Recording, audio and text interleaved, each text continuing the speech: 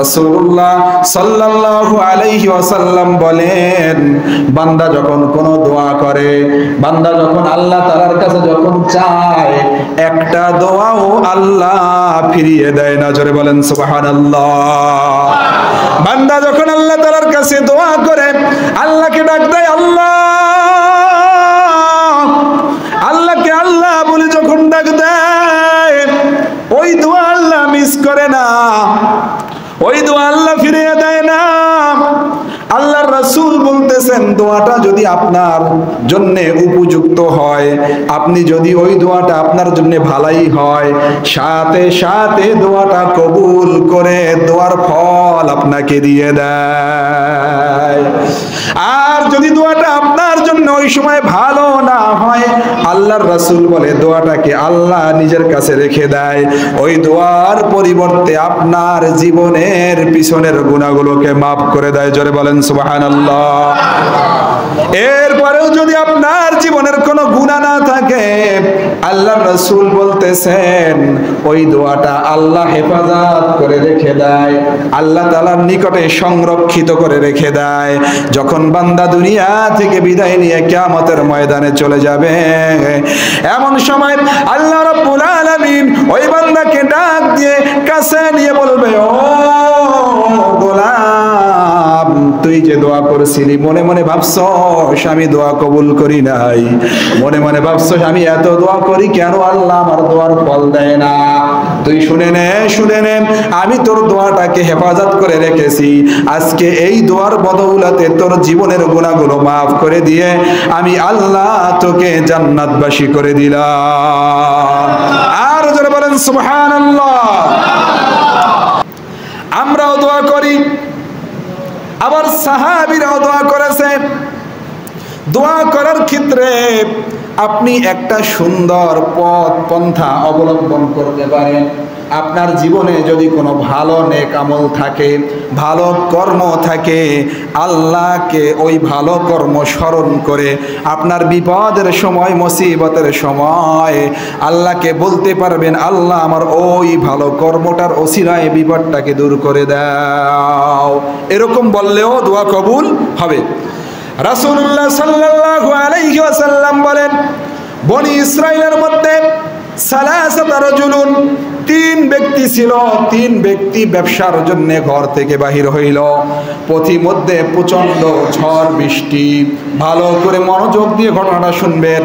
হাদিসের মধ্যে আসছে, রাসূল বলতেছে এই তিন ব্যক্তি ঘর থেকে বের হইছে, পথের মধ্যে প্রচন্ড ঝড় বৃষ্টি বাদল। তিন ব্যক্তি মনে মনে ভাবলো, এই প্রচন্ড ঝড় বৃষ্টির মধ্যে আমরা কোথায় যাব? তিনজন মিলে একটা পাহাড়ের গুহার মধ্যে ঢুকছে। কোথায়? আরো জোরে বলেন কোথায়? একটা পাহাড়ের গুহার মধ্যে তিন ব্যক্তি ঢুকছেন। ঢোকার পরে প্রচন্ড বৃষ্টি বাদলের কারণে, বজ্রপাতের কারণে বিকল বিশাল বড় একটা পাথর এসে পাহাড়ের গুহায় এরকম ঢল থেকে যখন পানি নেমেছে, ওই পানির সাথে ধসে পড়ে বড় একটা পাথর এসে ওই পাহাড়ের গুহার মুখে আটকিয়ে গেছে। তিন ব্যক্তি ভিতরে, পাহাড়ের গুহার মুখ বড় পাথর দিয়ে আটকানো। এবার তিন ব্যক্তি বড় মুসিবতের মধ্যে পড়ে গেছে। এবার তিন ব্যক্তি একসাথে বড় পাথরটাকে হটানোর জন্য একসাথে ঠেলতেছে। এমন সময় বহু চেষ্টা করার পরেও পাথরটা সরাইতে পারে নাই। এবার এক ব্যক্তি অপর ব্যক্তিকে বলতেছে, ভাই কোনো কৌশল নাই, কোনো উপায় নাই যে এই পাথর আমরা সরাবো। রাসূলুল্লাহ সাল্লাল্লাহু আলাইহি ওয়াসাল্লাম বলেন, এবার তিন ব্যক্তি খুব মনোযোগ দিল আল্লাহর প্রতি। কার প্রতি? আর জোরে বলেন কার প্রতি? এবার আল্লাহর প্রতি মনোযোগ দিয়ে এক ব্যক্তি অপর ব্যক্তিকে বলতেছে, ও ভাই, আমার আপনার জীবনের আমলের মধ্যে যদি কোনো ভালো আমল থাকে, সেই ভালো আমলের ওসিলা করে আল্লাহর কাছে আমরা দোয়া করি। চলেন আল্লাহ তাআলার কাছে দুটি হাত তুলে আল্লাহকে বলি, আল্লাহ আমাদেরকে এই মুসিবত থেকে আপনি উদ্ধার করেন। আমরা একটু সবাই মিলে খেয়াল করি নিজের জিন্দেগির আমলের পিছনে কোন ভালো কাজ আছে। একজন আরেকজনকে বলতেছে, ওই ভালো আমলটাকে লক্ষ্য করে, ওইটাকে মনে করে আল্লাহ তাআলার কাছে আমরা এই বিপদ থেকে একটু পানাহ চাই, মুক্তি চাই। 3 ব্যক্তি পরামর্শ করার পরে হঠাৎ করে এক ব্যক্তি আল্লাহ রাব্বুল আলামিনের কাছে 2টি হাত উত্তোলন করে বলতেছেন, ওগো রব্বে কারীম, ওগো আল্লাহ, আমার 2 জন পিতামাতা বেঁচে থাকা অবস্থায়, আমার পিতামাতা যখন বেঁচে ছিল আমি ব্যবসা করতাম, ব্যবসার কাজের জন্য আমি বাজারে যাইতাম। বাজারে যাওয়ার পরে বাড়িতে আসার পরে সর্বপ্রথম আমার পশু থেকে, আমার উট থেকে, আমার ছাগল থেকে দুধ দহন করতাম। দুধ দহন করার পরে খাবার নিয়ে আর দুধ নিয়ে সর্বপ্রথম আমার পিতামাতাকে আমি খাওয়াইতাম। আমার জীবনে আমি কোনো দিন আমার পিতামাতাকে আগে না খাওয়াইয়া সন্তান স্ত্রীদেরকে খাওয়াই নাই। পিতামাতা আমার উভয়জন বেঁচে ছিল, আমি এই কাজটা করেছি। আমাদের মধ্যে পিতামাতা 2 জন বেঁচে আছে কার কার? হাত তুলে দেখান তো, কার কার 2 জন বেঁচে আছে? কার কার 1 জন বেঁচে আছে? আহা, আল্লাহ রাব্বুল আলামিন এদের হায়াতকে বাড়ায়া দেখ, জোরে বলেন আমিন। এবার আল্লাহর বান্দা আল্লাহ রাব্বুল আলামিন আল্লাহকে ডাক দিয়ে বলেন, ওগো মালিক, আমি একদিন বাজারের মধ্যে ব্যবসায় চলে গেলাম, এসে দেখি আমার পিতামাতা ঘুমিয়ে গেছে। আমি দুধ দহন করলাম, খাবারগুলো রেডি করলাম, পিতামাতার কক্ষে গেলাম, যে দেখি পিতাও ঘুমিয়ে গেছে, মাতাও ঘুমিয়ে গেছে, মা বাবা 2 জন ঘুমিয়ে গেছে। আমার সারা জীবনের অভ্যাস, যেহেতু আমি তাদেরকে না খাওয়াই আমার সন্তানদেরকে খাওয়াই না।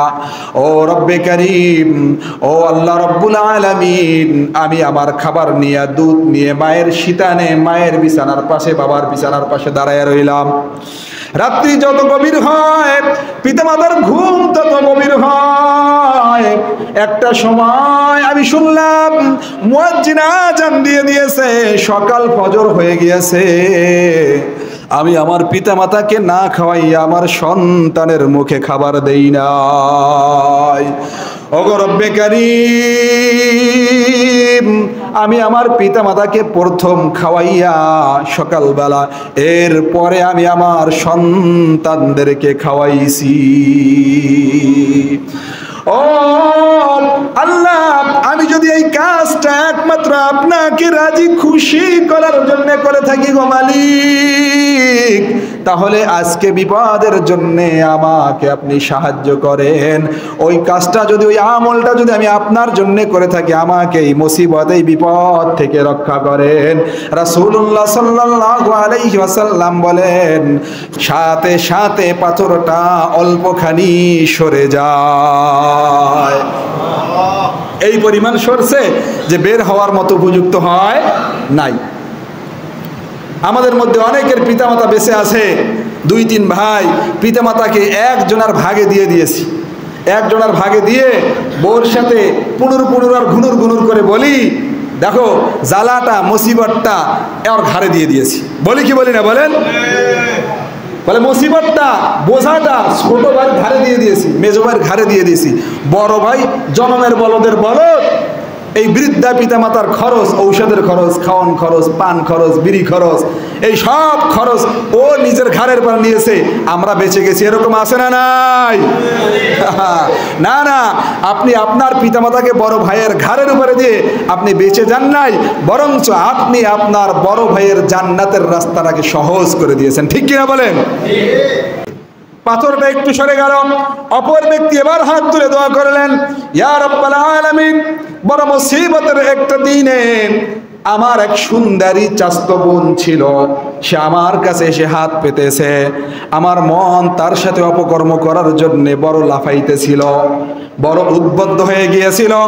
আমি তাকে প্রস্তাব করলাম, যদি তুমি আমার সাথে অপকর্মে লিপ্ত হও, আমি তোমাকে তোমার এই মুসিবতের সময় সাহায্য করব। আমার চাস্ত বোন মুসিবতে পড়ার কারণে মুশকিলাতে পড়ার কারণে, অভাবের কারণে আমার প্রস্তাবে রাজি হয়ে যায়। রাসূলুল্লাহ সাল্লাল্লাহু আলাইহি ওয়াসাল্লাম বলেন, ফাআতার রাজুলু, ওই ব্যক্তি দান করে মিআতা আশরিনা দিনারান, 120টা স্বর্ণ মুদ্রা। 120টা স্বর্ণ মুদ্রার পরিবর্তে নিজের চাচাতো বোনের সাথে অপকর্মের প্রস্তাব দেয়। এবার চাচাতো বোন অপারগ হয়ে বিপদে পড়ে রাজি হয়ে যায়। যখন ওই ব্যক্তির সন্নিকটে নিরালায় এক কক্ষে দুইজন ঢোকে, তখন চাচাতো বোন বলে, ও ভাই, আমি জীবনে কোনোদিন অপকর্মে লিপ্ত হই নাই, জেনায় লিপ্ত হই নাই। আমি একজন মেয়ে, আমার মোহর আদায় করা ছাড়া, মানে বিবাহ করা ছাড়া তোমার জন্য আমি বৈধ না। তুমি আল্লাহকে ভয় করো, আল্লাহকে ভয় করো। ওই ব্যক্তি আল্লাহকে ডাক দিয়ে বলে, ওগো মালিক, ওগো আল্লাহ, আমার বোনের মুখ থেকে আপনার নাম শোনার সাথে সাথে আমার অন্তরের মধ্যে ধাক্কা দেয়, আর আমি বড় ভয় পেয়ে যাই। আমি আপনাকে রাজি খুশি করার জন্য আমি আপনাকে ভয় পেয়ে আমার চাচাতো বোনকে ওই কুকর্ম থেকে, ওই জেনার কাজ থেকে বিরত হয়ে যাই, আর আপনার রাজি খুশির জন্য বিনা পরিশ্রমে, বিনা কারণে আমি ওই 120টা স্বর্ণ মুদ্রা তাকে দান করে দেই। ওগো আল্লাহ, আমি এই কাজটা যদি আপনার রাজি খুশি করার জন্য করে থাকি, আজকে এই বিপদের মুহূর্তে গুহার মুখ থেকে পাথরটাকে আপনি সরাইয়া দেন। এই দোয়া করার সাথে সাথে রাসূলুল্লাহ বলেন, পাহাড়ের মুখ থেকে 3/2 পাথরটা সরে যায়। আরো জোরে বলেন সুবহানাল্লাহ। 2 নম্বর দোয়া, এমন আমল যেটা আল্লাহর জন্য করেছিল তার ওসিলায় দোয়া করলেন। 3 নম্বর দোয়া, রাসূলুল্লাহ সাল্লাল্লাহু আলাইহি ওয়াসাল্লাম বলেন, তৃতীয় ব্যক্তি দোয়া করতেছে, ও আল্লাহ, আমি বড় ধনাঢ্যবান ব্যক্তি ছিলাম, আমার কাছে বহু লোক কর্মে আসতো, কাজে আসতো, জম দিতে আসতো, কামলা খাটতে আসতো।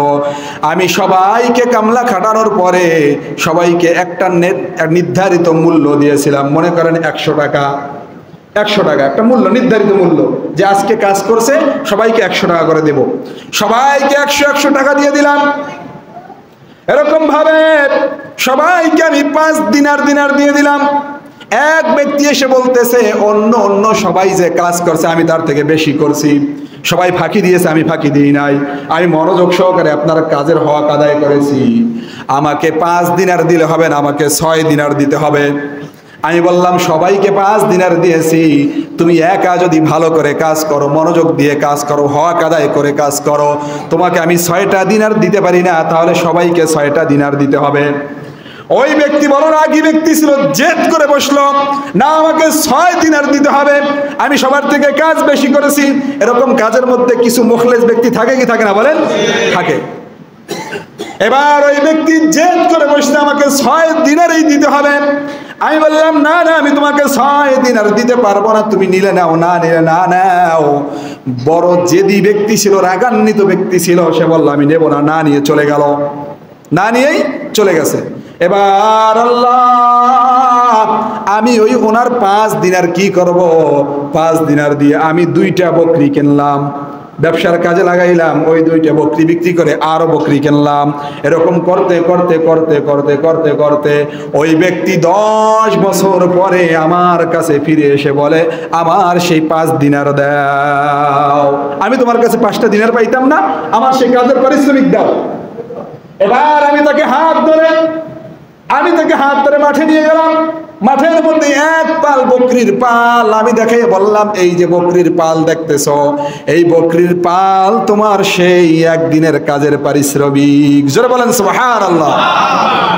এবার এই ব্যক্তি বলে, আইস্তাহজানি, ও আল্লাহর বান্দা, তুমি কি আমার সাথে ঠাট্টা মশকরা করতেছো? আমি পাবো 5 দিনার, 5টা মুদ্রা, স্বর্ণ মুদ্রা, তুমি কেন আমাকে এক পাল বকরি দেখাইয়া দাও? এবার আল্লাহর বান্দা বলে, ও আল্লাহর বান্দা, তুমি 10 বছর আমার কাছে আসো নাই, এই 10 বছর পর্যন্ত আমি তোমার 5 টাকা ব্যবসার কাজে লাগাইছি, এই 10 বছরে তোমার ওই 5 দিনারের মূল্য আজকে এত বড় একটা বকরির পাল হয়ে গিয়েছে গো। এই সকল সম্পদের মালিক হলেন তুমি, তুমি এই সকল সম্পদ নিয়ে যাও। এই ব্যক্তি এবার আল্লাহকে ডাক দিয়ে বলে, আল্লাহ, ওই ব্যক্তি সকল বকরির পাল নিয়ে গেল, আমাকে একটা বকরিও ফেরত দিয়ে গেল না। ওই ব্যক্তি বলে, আল্লাহ, আমি এই আমলটা আপনাকে রাজি খুশি করার জন্য করেছিলাম, আমি ওই বকরির কোন পাল থেকে বকরি পাওয়ার আশায় করি নাই। অতএব আল্লাহ, আমি যদি এই কাজটা, এই আমলটা আপনাকে রাজি খুশি করানোর জন্য করি, ঠান্ডা চালাই দেন, আমি যদি এই কাজটা, এই আমলটা আপনাকে রাজি খুশি করার জন্য করি, তাহলে আজকে এই গুহার বিপদ থেকে আপনি আমাদেরকে বাঁচান। রাসূলুল্লাহ সাল্লাল্লাহু আলাইহি ওয়াসাল্লাম বলেন, ওই বনী ইসরাইলের গুহার মধ্যে আটকে পড়া 3 ব্যক্তির 3য় ব্যক্তি যখন এই আমলটা উল্লেখ করে আল্লাহ রাব্বুল আলামিনের কাছে দোয়া করেন, ও সাহাবীরা শোনো, দোয়া করতে দেরি, কবুল হইতে দেরি নাই।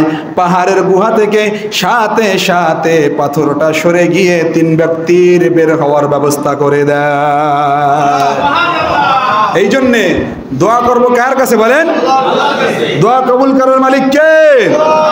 এই জন্য আপনার যে কোনো ভালো আমল দিয়ে আপনি দোয়া করতে পারেন, আল্লাহকে রাজি খুশি করার জন্য আপনি চেষ্টায় লিপ্ত থাকবেন। আল্লাহকে বলবেন, আল্লাহ, আমার অমুক আমলের কারণে, অমুক ইবাদতের কারণে আমাদের দোয়াগুলোকে কবুল করেন। আর আপনার দোয়া যদি দুনিয়ায় ফল নাও পান, পরকালে আপনার জন্য একটা অংশ থাকবেই থাকবে। আল্লাহ রাব্বুল আলামিন আমাদেরকে বেশি বেশি বেশি বেশি আল্লাহ তাআলার কাছে দোয়া করার তৌফিক দান করুক। জোরে বলেন আমিন।